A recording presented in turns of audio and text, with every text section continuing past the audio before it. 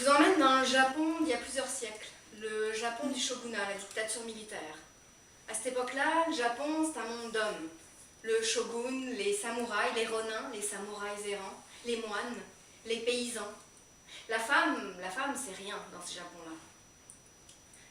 Et à cette époque-là, le Japon, c'est aussi un monde dur, un monde violent. La mort est présente au quotidien et la mort est préférable au déshonneur.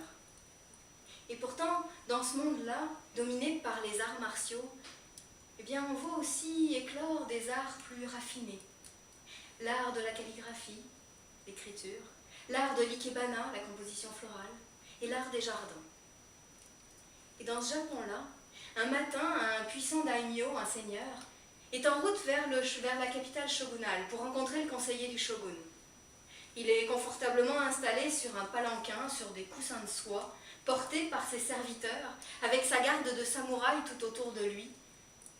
Et puis en chemin, il passe à côté de la demeure d'un de ses vassaux. Alors il décide de s'y arrêter, de faire une petite pause. Bien sûr, il est reçu avec tous les honneurs. On lui offre un repas, des mets fins, raffinés, accompagnés du meilleur saké.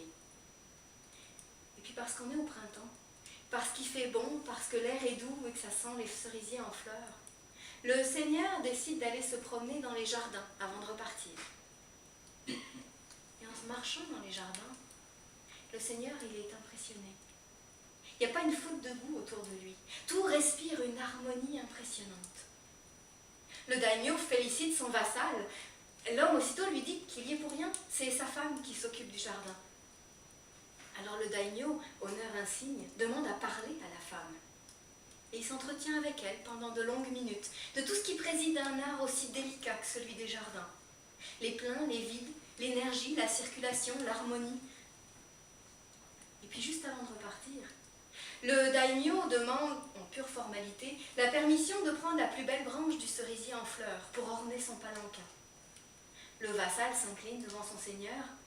La femme, elle s'interpose entre le cerisier et le seigneur. Non, non, Seigneur, ne coupez pas cette branche. Et là, à ce moment précis, il y a un silence de mort qui tombe dans le jardin. Les samouraïs ont déjà la main sur le pommeau de leur sabre. Comment une femme, une simple femme, peut-elle oser défier son seigneur?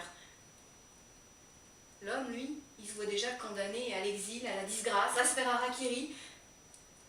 Le seigneur, il est en colère, c'est sûr, mais il est aussi intrigué. Alors il demande à la femme, pourquoi? La femme réfléchit quelques instants, et puis fait fleurir un poème sur ses lèvres. Si vous retirez la branche du cerisier, où donc se posera le rossignol pour chanter quand le printemps reviendra? Le seigneur sourit, et sans dire un mot, il fait demi-tour et il sort du jardin. La joute est finie. Avec de simples mots, la femme a vaincu son seigneur. On dit que ce seigneur-là, l'année suivante, a fait parvenir à la femme un magnifique kakemono sur lequel était peint une branche de cerisier en fleurs et calligraphié son poème à côté. On dit aussi que ce seigneur-là a intégré l'art de la poésie dans la formation de ses samouraïs. Comme quoi, de simples mots peuvent faire beaucoup.